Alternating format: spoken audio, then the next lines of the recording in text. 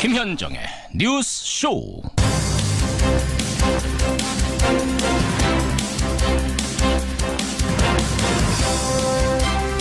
시청자 여러분, 월요일 아침 활기차게 열고 계십니까?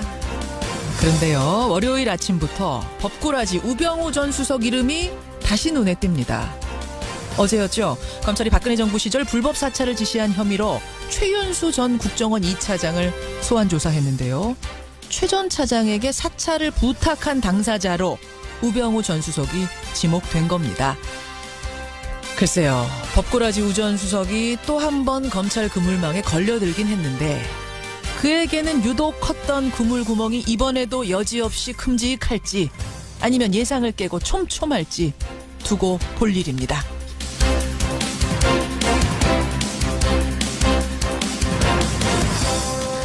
주말 사이 포항은 여진없이 고요했습니다. 그런데 저 멀리 발리에서는 결국 화산이 터졌습니다. 주민 2만 4천여 명이 대피했고요. 인근 공항은 잠정 폐쇄가 된 상태입니다. 우리 대한민국 국민 피해는 아직 없는 것으로 이렇게 파악이 되고 있습니다만 참 요동치는 지구촌, 더 이상 인명피해는 없기를 기도하면서 김현정의 뉴스쇼 월요일 아침 출발합니다.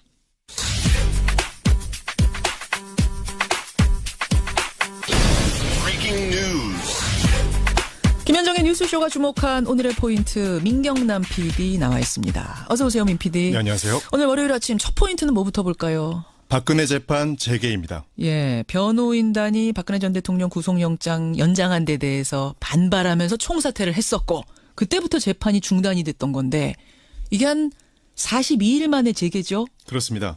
재판은 오늘 오전 10시입니다. 예. 법원이 박 전 대통령 측에 출석을 하라 통보를 해놓은 상태인데요. 새로 선임된 국선 변호인 5명도 오늘 처음 출석할 예정입니다. 국선 변호인들. 네, 하지만 당사자인 박 전 대통령은 재판에 나오지 않아서 걸석 재판으로 진행될 가능성이 훨씬 높습니다. 박 전 대통령 없이요? 그렇습니다. 앞으로 재판 일정은 어떻게 되는 겁니까? 네, 재판부는 앞으로 매주 이틀 이상 재판을 열 방침인데요. 예. 이전에 주 4회 재판을 해온 것에 비해서는 줄어들었죠.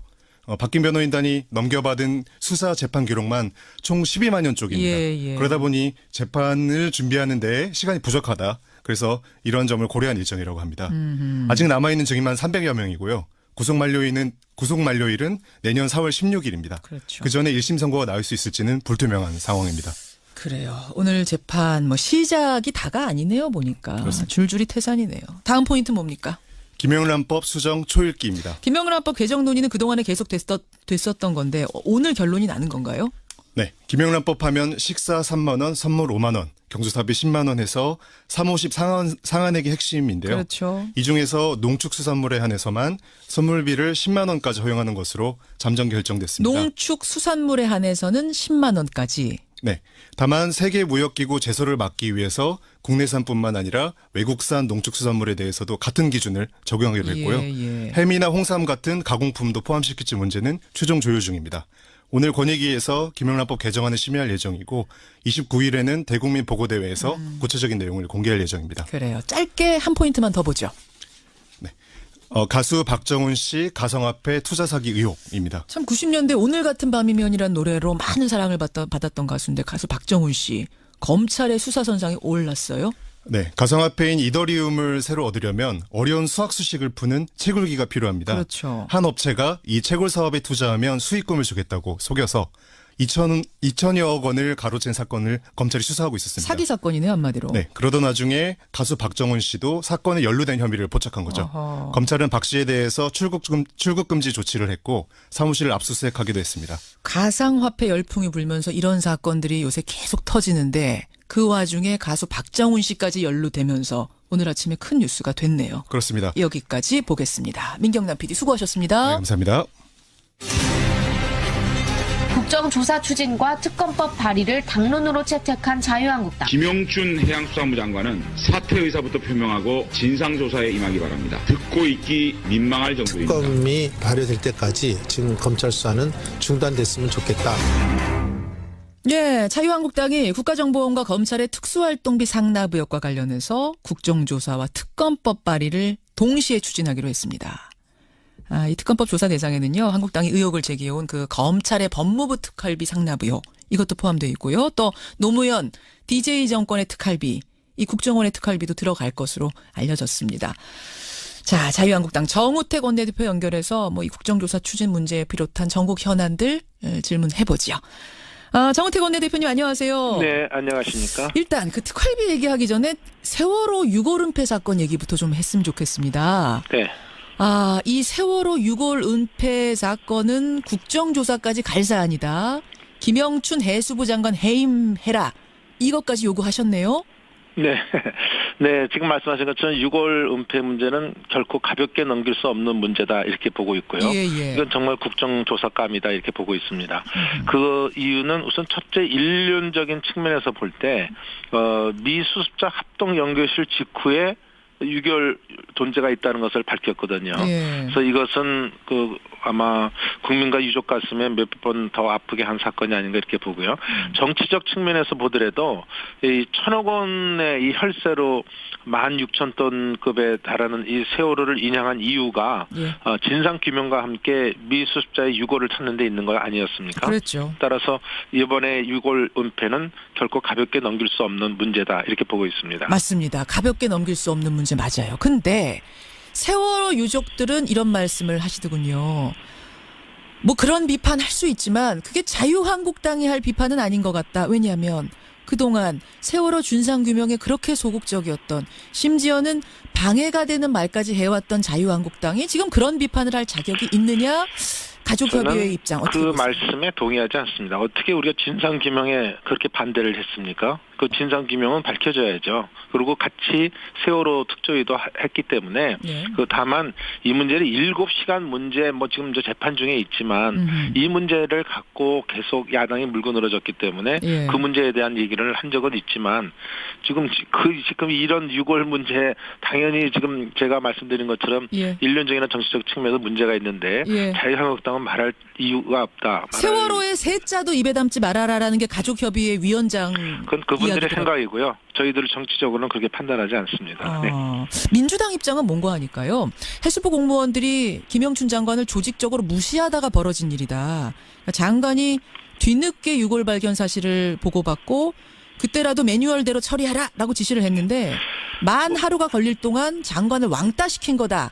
따라서 이거는 해수부 조직의 인사혁신이 필요한 문제지 장관을 해임할 문제가 아니다. 어떻게 저는 보세요? 아침부터 웃음이 나오는데요. 민주당이 만약 그 말을 했다 그런다면 장관을 조직적으로 해수부 공무원들이 무시한 일이다. 그럼 장관은 뭐 하는 사람입니까? 장관은 리더십도 없는 문제, 이게 더 큰 문제라고 저는 보고 있고요. 또 저도 장관을 해봤지만 장관의 책임이라는 것은 정치적 책임을 지는 것입니다. 따라서 그런 정치적 책임을 조직에다가 전가하는 거, 그건 옳은 일이 아니죠. 민주당이 누워서 침 뱉기 이런 말씀을 하고 있다 이렇게 봅니다. 그러니까 왕따라는 게 맞다 하더라도 그것도 문제다라고 보시는 거예요. 리더십의 문제. 왕따라고 하는 것도 우선 웃기는 얘기고요. 장관을 조직에서 왕따시켰다는 말이 이 대한민국에서 나온다는 게 웃기는 소리 아닙니까? 지금 웃긴다는 말을 너무 여러 번 하셨어요. 정말로 웃기시나 봐요. 아침부터 좀 웃음이 나온다 이렇게 생각이 됩니다. 해수부가 지금 웃기게 돌아가고 있다. 네, 정말.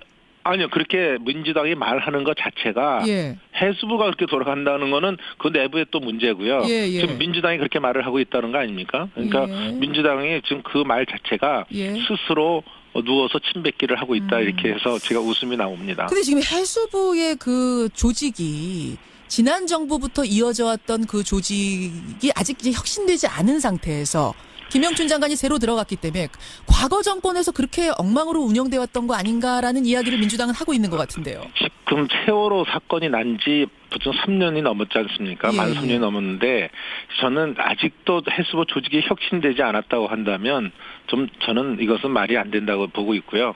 저도 해수부 장관을 한 사람입니다. 근데 그렇죠. 제가 해수부 장관 할 때는 전혀 그런 조직이 아니었거든요. 그러니까 지금 들어가서 얼마 안 됐기 때문에 혁신이 안 됐다 이런 핑계를 대는 것은 그것은 장관으로서 또는 책임지고 있는 정부 여당으로서 할 소리가 아니다 이런 말씀을 드립니다. 그럼 해임 요구는 여전하다 이 말씀이세요? 이건 이건 해임 요구하기 전에 예. 스스로 판단해야 될 문제다 판단해. 이렇게 보고 있습니다. 정우택 원내대표입니다. 네. 특활비 얘기 좀 해보겠습니다. 국정원과 검찰의 이 특활비 상납 의혹과 관련된 국정조사 요구서 이거는 이미 제출하신 거죠? 네, 지난 금요일 날 제출했습니다. 예, 특검법도 발의하기로 방침 정하셨고요. 네, 그렇습니다. 보니까 세 가지 정도가 있습니다. 검찰 법무부 특활비 관련된 의혹, 또 노 전 대통령 부인 권양숙 여사가 특활비 사용했다는 의혹, 또 김대중 노무현 정부에서도 국정원 특활비를 상납받아 쓴 거 아니냐, 요 의혹 이런 것들을 조사해달라는 건데 지난 금요일에요. 네. 노무현 정부 시절에 청와대 정무수석했던 유인태 전 수석이 저희 프로그램 출연하셨어요. 네. 들으셨어요 혹시?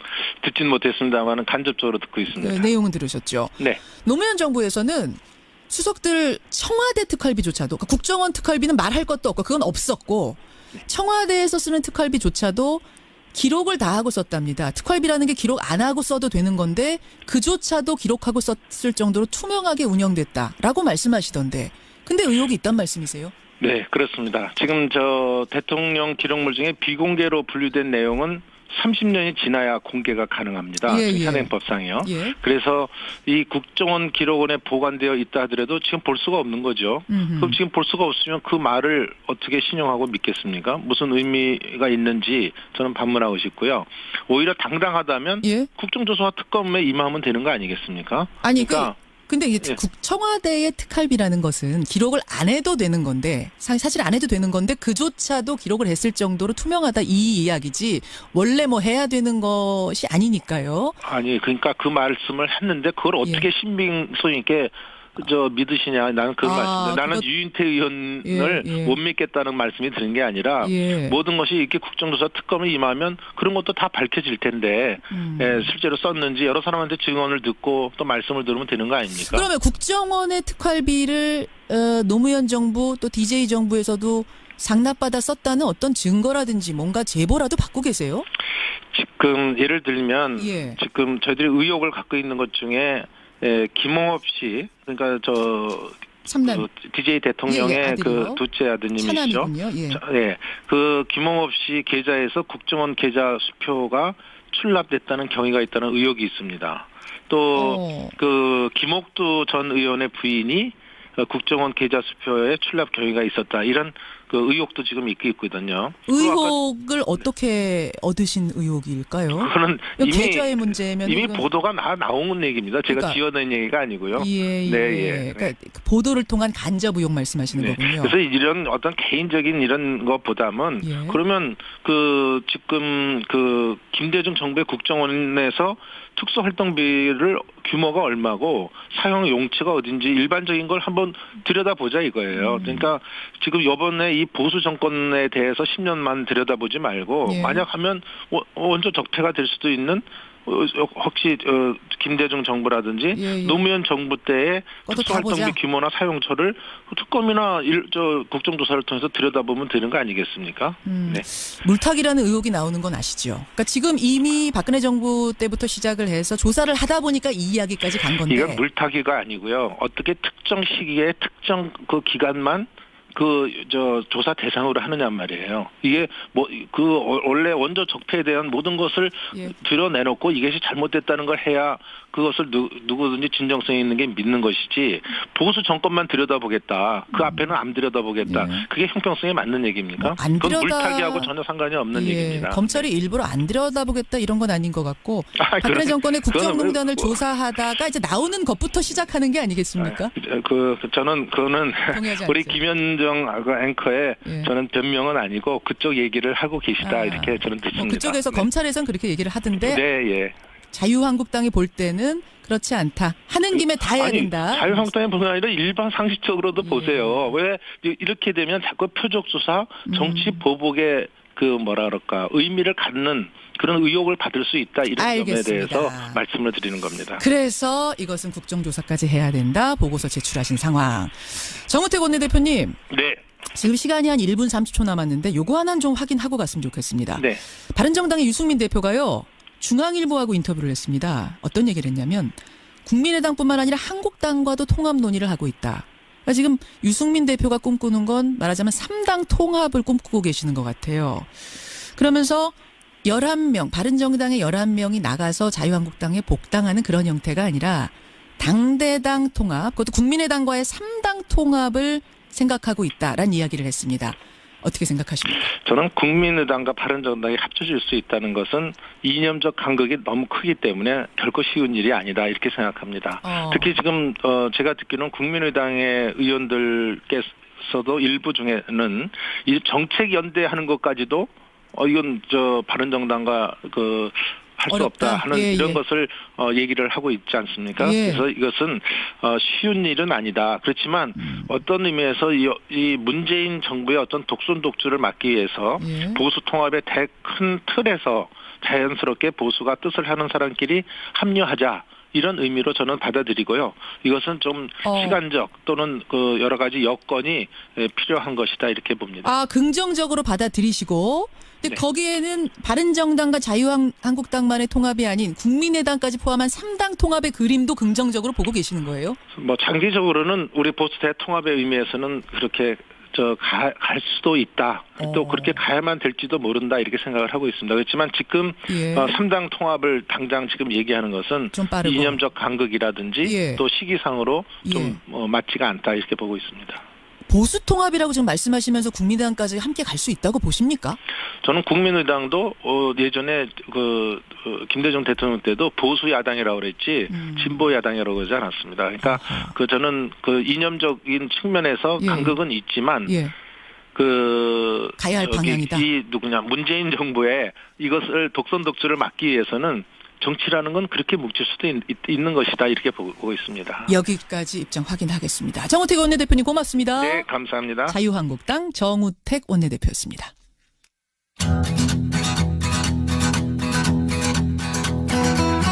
김현정의 뉴스쇼는 청취자 여러분의 참여로 이루어집니다. 트위터, 페이스북, 레인보우 게시판, 그리고 단문 50원, 장문 100원의 유료 문자 샵 1212, 우물정 1212 통해 참여하실 수 있습니다. 김현정의 뉴스쇼, 여러분과 함께 만듭니다. 김성환의 행간 시사평론가 김성환 씨 나오셨습니다. 어서 오십시오. 네, 안녕하세요. 월요일 아침부터 정우택 원내대표 인터뷰가 뜨거웠던 것 같아요. 문자가 이 바쁜 월요일 출근길에 막 쏟아지고 있는데 행간도 뜨겁습니다. 뜨거운 이슈 가지고 오셨죠. 좀 주제 자체는 좀 예민할 것 같긴 한데요.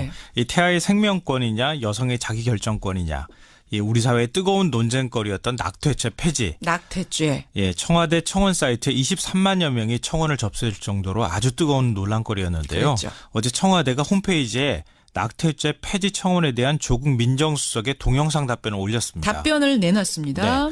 이 낙태죄 폐지 청원에 답한 조국 민정수석. 이 뉴스의 행간을 좀 살펴볼까 합니다. 주말 사이 이 조국 수석 동영상이 엄청난 화제였어요. 아마 조국 민정수석 인생에 이렇게 언론의 주목을 받은 적은 아마 없었지 않았을까 그런 생각이 들 정도로 정말 대단한 관심이었는데요. 각종 인터넷 사이트하고 SNS에서 조국 수석의 동영상이 공유가 됐고 굉장히 좋은 찬사를 받기도 했고 다른 한편에서는 불편하다는 얘기도 나오기도 했고 이렇게 찬반이 엇갈리기도 했습니다. 맞습니다. 청와대가 청원에 답변을 내놓은 건 소년법 개정에 이어서 이번이 두 번째인데요. 23만 5천여 명을 넘어서서 청원 기준인 20만 명을 일단 넘어선 거죠. 조국 수석의 답변은 한 10분 분량 정도가 됐는데요. 요약을 해서 말씀을 드리면 태아의 생명권은 매우 소중한 권리지만 처벌 강화 위주 정책으로 불법 시술이 양산되는 등 부작용이 계속 발생하고 있다. 현행 법제는 모든 법적 책임을 여성에게만 묻고 국가와 남성이 책임은 완전히 빠져 있다.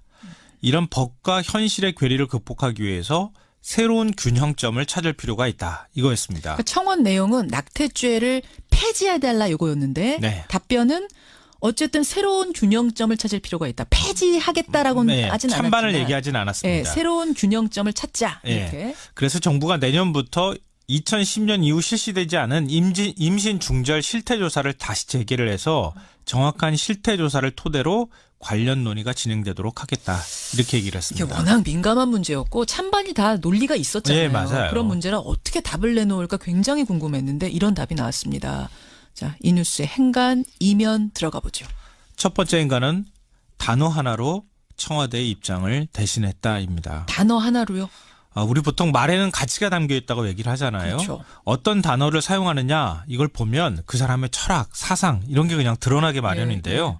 낙태죄 폐지 논쟁처럼 이 뜨거운 논쟁거리에 대해서 입장을 내놓는다. 이 단어 하나, 숨소리 하나만 잘못 내도 엄청난 논란이 일 수 있습니다. 사실 이 논쟁은 여성계와 종교계의 찬반이 굉장히 뜨거웠거든요. 그렇죠. 청와대가 여기에 자칫하면 기름을 부을 수도 있는 상황이 될 수도 있었거든요. 그렇죠. 청와대는 최대한 중립적인 태도를 취할 필요가 있었습니다. 그래서 사용한 단어가 임신중절이라는 표현이었습니다. 이 낙태라는 단어에는 이미 살아있는 생명을 죽인다는 부정적인 의미가 좀 포함되어 있을 수도 있거든요. 물론 또 정반대로 해석하는 분들이 있을 수도 있습니다. 그러니까 낙태란 단어를 사용하는 것 자체가 특정 입장에 손을 들어주는 효과가 나타날 수도 있었기 때문에 그래서 선택한 게 모자보건법상 법률 용어인 임신중절이라는 표현을 사용했습니다. 임신중절이라는 단어를 사용하는데 이게 이유가 있었을 거다. 네, 맞아요. 그러니까 여성계와 종교계 모두 만족스러운 답변은 아니다라는 식의 뉘앙스를 가지고 발표를 했는데요. 이 반응을 내놨는데 그렇지만 또 아주 강한 비판을 내놓지도 않았습니다. 아하. 바로 이런 중립적인 태도를 취했기 때문은 아닐까 싶습니다. 그래요. 낙태죄 폐지 논쟁에 답한 조국 수석. 두 번째 행간 뭡니까? 두 번째 행간은 문장의 행간에 청와대 입장을 담았다입니다. 행간에 담았다? 네. 그래요? 우리 찰떡같이 말해도 콩떡같이 알아듣는다는 말 있잖아요. 있죠. 이 조국 수석의 말이 딱 그렇지 않았나 싶은 생각이 드는데요.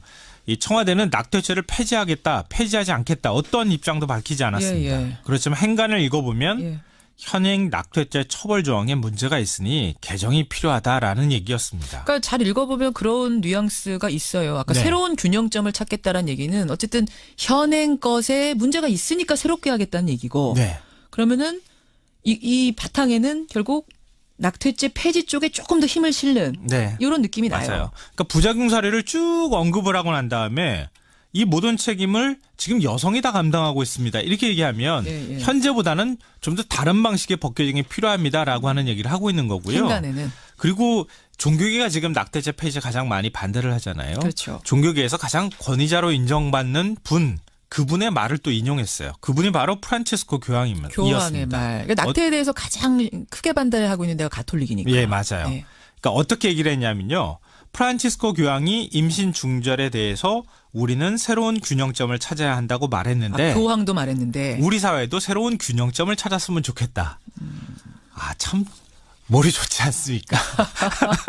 논란을 피해가는. 예, 네. 그러니까 조국 수석은 현행 법률의 개정이 필요하다고 말하고 싶었던 거예요, 사실은. 근데 마침 또 헌법재판소가 현재 낙태죄 위헌 여부를 다시 심리를 하고 있잖아요. 한 번 이제 합헌 결정이 났다가 다시 위헌 여부를 지금 심리를 하고 있는데 이진성 헌재소장이 국회 인사청문회에서 낙태를 일정 기간 내에 허용하는 방안에 대해서 찬성 입장을 이미 밝혔습니다. 근데 청와대가 여기에 대해서 특별하게 언급을 하진 않았지만 사법부 판단이 앞으로 나올 테니까 그것도 존중하는 태도를 보이면서도 청와대가 하고 싶은 말은 다 하는 이런 양자적인 입장을 다 행간에다 담았다고 볼 수 있을 것 같습니다. 행간에 다 숨어 있었다. 세 번째는요? 마지막 세 번째 행간은 조국 수석 인터뷰에서 빠진 게 하나 있다입니다. 빠진 거 뭡니까? 질문입니다. 하고 싶은 말을 했지만 질문은 받지 않았다? 네, 맞습니다. 그러니까 청와대가 국민과 직접 소통하겠다고 하는 의지를 담았고 직접 민주주의란 이번 청원 취지를 생각하면 그럴 수도 있을 것 같습니다. 그렇지만 조국 수석은 인터뷰에서 질문을 전혀 받지 않았습니다. 청와대가 말하고 싶은 것만 말했다는 얘기인데요. 국민들이 궁금해하는 질문도 있을 수 있잖아요. 그걸 대신해 주는 사람이 누굽니까? 바로 언론인이죠. 그렇죠. 청와대와 국민 사이에서 균형점을 또 언론이 찾아주는 역할을 할 수 있거든요. 근데 청와대는 이런 질문을 받지 않았다는 겁니다. 그 점이 아쉽다. 박근혜 정부 시절에 기자들의 질문을 일절 받지 않던 대통령의 모습이나 기자회견이 아니라 발표에 같았다는 그런 얘기가 많이 있었잖아요. 그렇죠. 그러니까 청와대는 또 조국 수석은 다소 껄끄럽고 불편하더라도 언론의 질문을 좀 더 앞으로 받아야 되지 않을까 싶습니다. 다음 청원 김현정의 뉴스 쇼.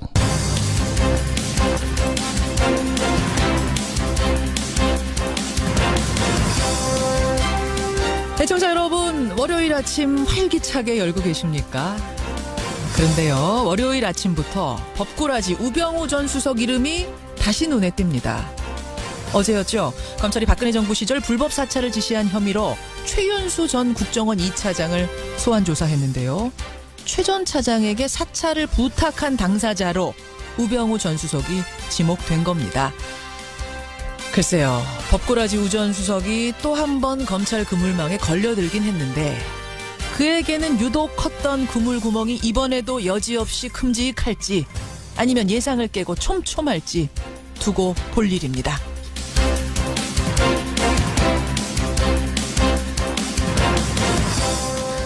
주말 사이 포항은 여진없이 고요했습니다.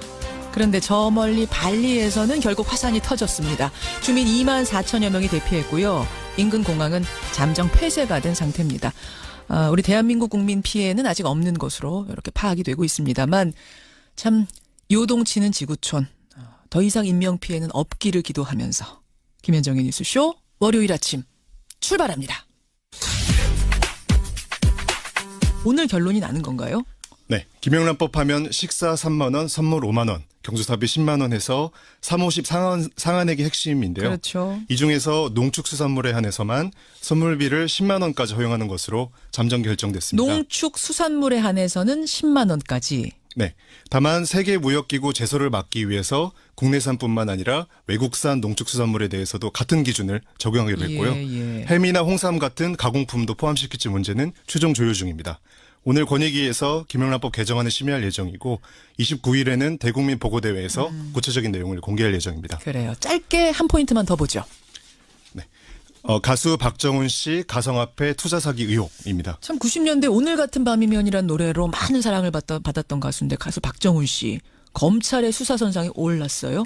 네, 가상화폐인 이더리움을 새로 얻으려면 어려운 수학 수식을 푸는 채굴기가 필요합니다. 그렇죠. 한 업체가 이 채굴 사업에 투자하면 수익금을 주겠다고 속여서 2천여억 원을 가로챈 사건을 검찰이 수사하고 있었습니다. 사기 사건이네 한마디로. 네, 그러던 와중에 가수 박정훈 씨도 사건에 연루된 혐의를 포착한 거죠. 어허. 검찰은 박 씨에 대해서 출국 금지 조치를 했고 사무실을 압수수색하기도 했습니다. 가상화폐 열풍이 불면서 이런 사건들이 요새 계속 터지는데 그 와중에 가수 박정훈 씨까지 연루되면서 오늘 아침에 큰 뉴스가 됐네요. 그렇습니다. 여기까지 보겠습니다. 민경남 PD 수고하셨습니다. 네, 감사합니다.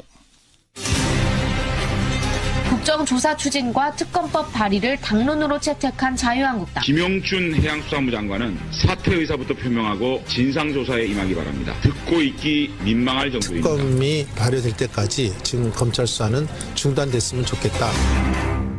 네, 자유한국당이 국가정보원과 검찰의 특수활동비 상납 의혹과 관련해서 국정조사와 특검법 발의를 동시에 추진하기로 했습니다.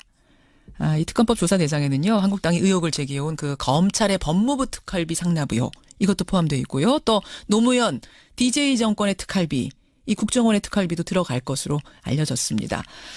자, 자유한국당 정우택 원내대표 연결해서 이 국정조사 추진 문제에 비롯한 전국 현안들 질문해보지요.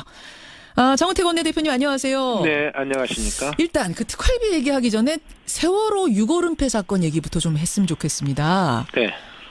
이 세월호 6월 은폐 사건은 국정조사까지 갈 사안이다.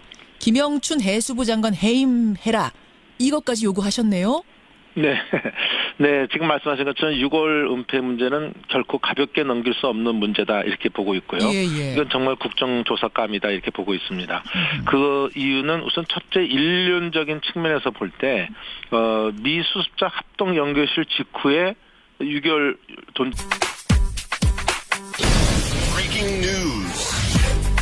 김현정의 뉴스쇼가 주목한 오늘의 포인트 민경남 PD 나와 있습니다. 어서 오세요, 민 PD. 네, 안녕하세요. 오늘 월요일 아침 첫 포인트는 뭐부터 볼까요? 박근혜 재판 재개입니다. 예, 변호인단이 박근혜 전 대통령 구속영장 연장한 데 대해서 반발하면서 총사퇴를 했었고 그때부터 재판이 중단이 됐던 건데 이게 한 42일 만에 재개죠? 그렇습니다.